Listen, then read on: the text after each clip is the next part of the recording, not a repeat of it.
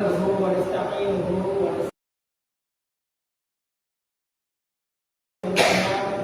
ومن سيئات أعمالنا من يهده الله فلا مضل له ومن يضلل فلا هادي له أشهد أن لا إله إلا الله وأشهد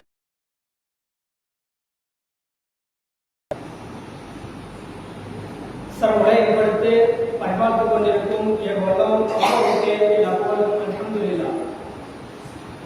சத்திய தூதர் சர்மார்க்க போதகர் நம் கண்மணியான முஹம்மது முஸ்தபா ஸல்லல்லாஹு அலைஹி வஸல்லம் அவர்களுடைய வாழ்க்கையை அணுகு தவறாமல் பின்பற்றி வாழ்ந்த சஹாபாக்கள் மற்றும் தாபியீன்கள் மற்றும் தபஅத்தாபியீன்கள் மற்றும் எம்மோர்கள் நல்லவர்கள் அனைவர் மீதும் சாந்தியும் சமாதானமும் என்னென்று தருவாக.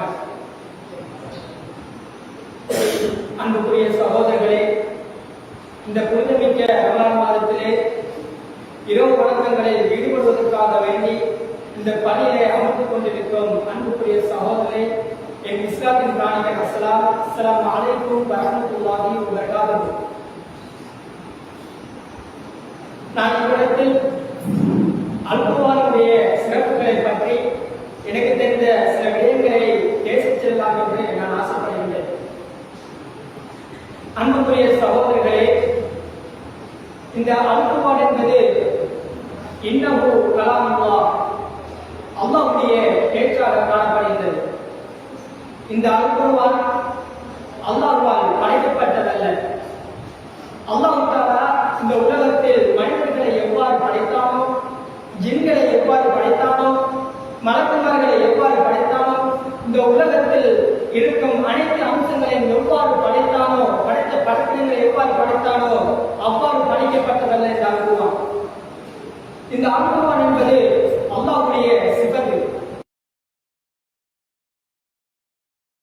அல்-குர்ஆன் என்பது அல்லாஹ்வுடைய கலாம். நிச்சயமாக அல்லாஹ் தஆலா அவருடைய திருமறையிலே குறிக்காட்டுகின்றான். ஈமான் கொண்ட விசுவாசிகளை பார்த்து, அலம் யக்னில் லதீன ஆமனு அன் தக்ஷஅ குலூபுஹும் லிذிக்ரில்லாஹ் வமா நஸல மினல் ஹக்.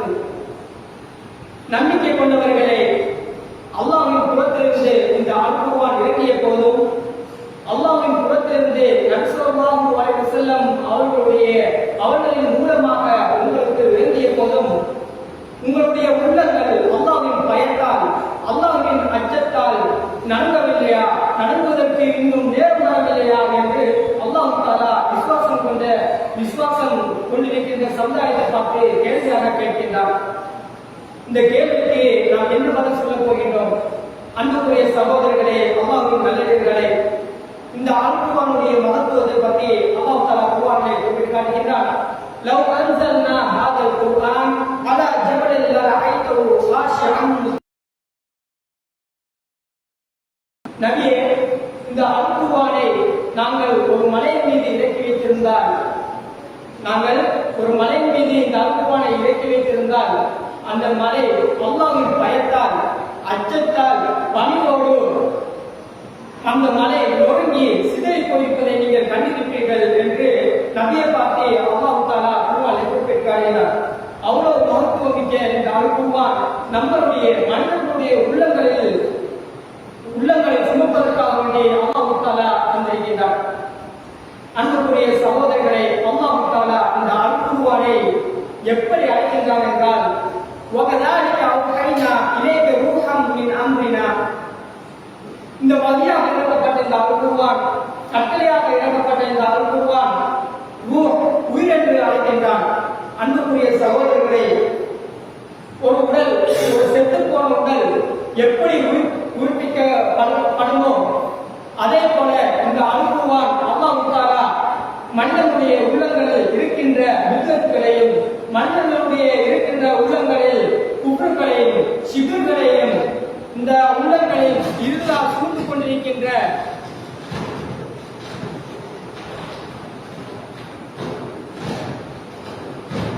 சூழ்ந்து கொண்டிருக்கின்ற இந்த உள்ளங்களை உயிர்ப்பிப்பதற்காக வேண்டி அல்லாஹ் தஆலா இந்த அல்-குர்ஆனை நமக்கு அருளியிருக்கின்றார்.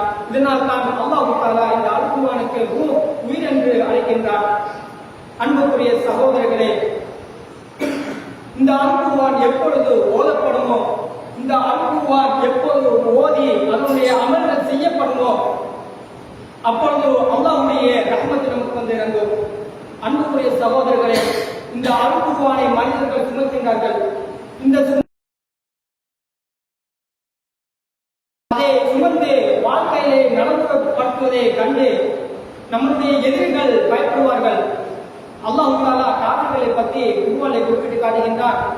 وقال الذين كفروا لا تسمعوا لهذا القرآن.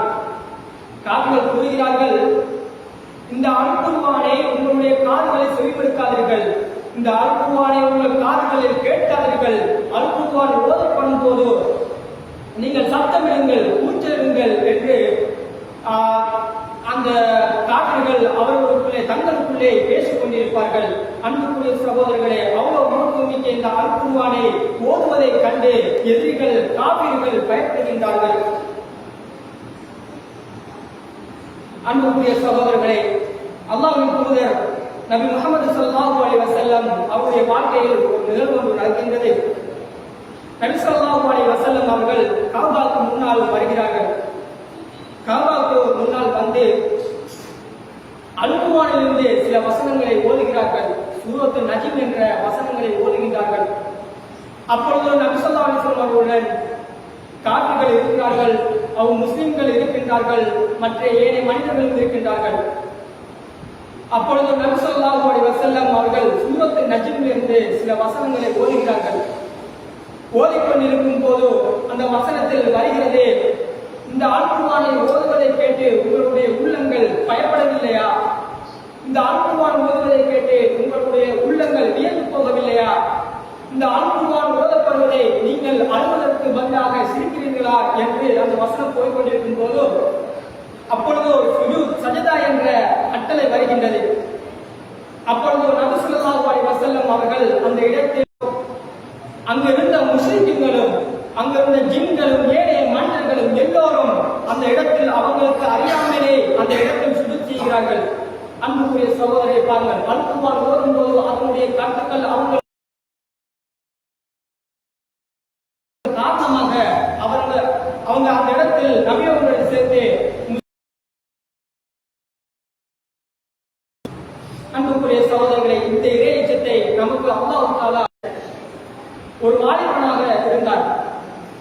அப்போது நபி ஸல்லல்லாஹு அலைஹி வஸல்லம் அவர்களுடைய அனுமதியுடன் அபிசீனியாவுக்கு ஹிஜ்ரத் செல்கிறார்கள். அபிசீனியாவுக்கு ஹிஜ்ரத் சென்று அங்கு நஜ்ஜாசி என்ற மன்னரிடம் சந்திக்கின்றார்கள். சந்தித்து ஒரு உரையொன்று ஆற்றுகின்றார்கள். ஓ மன்னரே, நாங்கள் அறியாமையில் இருந்த மக்கள், சிலைகளை வணங்கினோம், உறவுகளை துண்டித்தோம், அயலாளர்களுக்கு தீங்கு செய்தோம், பலமானவர்கள் தூதரை அனுப்பினார். அவருடைய வம்சம், அவருடைய உண்மை, அவருடைய நன்மை, அவருடைய உண்மை, அவருடைய நம்பிக்கை, அவருடைய தூய்மை இவை எல்லாம் எங்களுக்கு தெரிய வந்தன. அவர் எங்கள் அல்லாஹ்வை விட்டும் வணங்குமாறு அழைத்தார். கற்களையும் சிலைகளையும் விட்டுவிடுமாறு கூறினார். உண்மை பேசுமாறும், நம்பிக்கை காக்குமாறும், உறவுகளை இழக்குமாறும், அயலாளர்களுக்கு நன்மை செய்யுமாறும், இரத்த பாய்ச்சல் தவிர்க்குமாறும், ஒழுக்கக்கேட்டை விட்டுவிடுமாறும், பொய்சாட்சி சொல்ல வேண்டாம் என்றும், அனாதைகளின் செல்வத்தை சாப்பிட வேண்டாம் என்றும், தூய்மையான பெண்களை அவர்களோடு சொல்ல வேண்டாம் என்றும் எங்களுக்கெல்லாம் கட்டளையிட்டார். நாங்கள் அவரை நம்பினோம். அப்பொழுது நஜ்ஜாசி மன்னம் ஜாஃபர் இப்னு அபி தாலிப் ரலியல்லாஹு அன்ஹு அவர்களை பார்த்து கேட்டார், ஜாஃபரே, வாலிபனே, அல்லாஹ்வின் புறத்திலிருந்து ஏதாவது குர்ஆன் வசனத்தை எனக்கு ஓதி காட்டு. அப்பொழுது ஜாஃபர் இப்னு அபி தாலிப் ரலியல்லாஹு அன்ஹு அவர்கள் எந்த குர்ஆன் வசனத்தை ஓதினால் ஒரு கிறிஸ்தவனுடைய, ஒரு காஃபிருடைய உள்ளங்கள் அல்லாஹ்வின் பயத்தால் நடுங்குமோ, அச்சப்படுமோ, அந்த குர்ஆன் வசனத்தை ஓத ஆரம்பிக்கிறார்கள். அதுதான் சூரத்துல் மரியம். சூரத்துல் மரியம் என்ற குர்ஆன் வசனத்தை ஓத ஆரம்பிக்கிறார்கள். ஓதிக்கொண்டிருக்கிறார்கள். ஓதிக்கொண்டிருக்கும் போது நஜ்ஜாசி மன்னனுடைய அவனுடைய உள்ளம் அல்லாஹ்வுடைய பயத்தாலும் அல்லாஹ்வுடைய அச்சத்தாலும் அவனுடைய கண்ணிலிருந்து கண்ணீர் வடிகின்றது. அன்புக்குரிய சகோதரர்களை பாருங்கள், இதற்கான காரணம் என்ன? ஜாஃபர் இப்னு அபீ தாலிப் ரலியல்லாஹு அன்ஹு அவர்கள் சூரத்துல் மரியம்ல ஓதிக்கொண்டிருந்த அந்த குர்ஆனுடைய வசனத்திலிருந்து தெரிய வேண்டும். அதே போல குல் சூரா அல்லாஹ் என்ற குல் சூராவுடைய கருத்தாவதை நமக்கு தெரிந்திருக்க வேண்டும். அன்புக்குரிய சகோதரர்களே, அல்லாஹ்வின் நல்லடியார்களே, போது அந்த குதிரை விரல ஆரம்பித்தது. நான் ஓதுவதை நிறுத்தினேன், அதுவும் அமைதி அடைந்து விட்டன. மீண்டும் அல்குர்ஆனை நான் ஓதினேன், மீண்டும் அந்த குதிரை விரல மீது ஏறி நிறுத்தி விடுமோ என்ற பயத்தினால நான் அல்குர்ஆனை ஓதுவதை நிறுத்திக் கொண்டேன். இதற்கான காரணம் என்ன யா ரசூலல்லாஹ் என்று நபி ஸல்லல்லாஹு அலைஹி வஸல்லம் அவரிடம் உஸைத் இப்னு உதைர் ரலியல்லாஹு அன்ஹு அவர்கள் கேட்கிறார்கள்.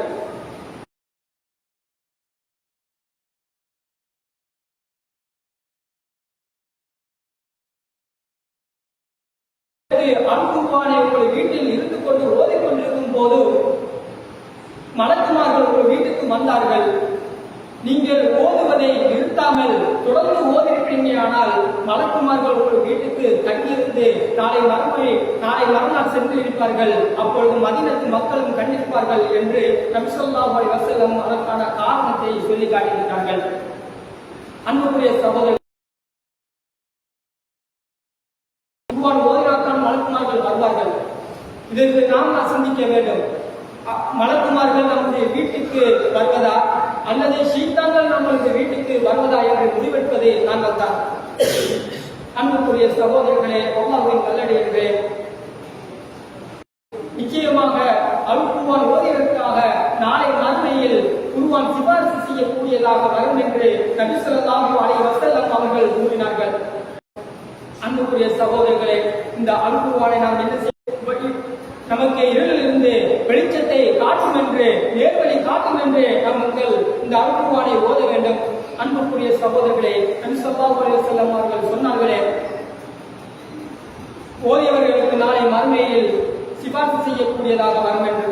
அதை நம்முடைய உள்ளங்களில் ஆழமாக பதித்து அதை உணர்ந்து இனியாவது அல்குர்ஆனை அதிகமாக ஓதுவதற்கு அல்லாஹ் தஆலா எனக்கும் உங்களுக்கும் தௌஃபீக் செய்வானாக. ஆமீன் ஆமீன்.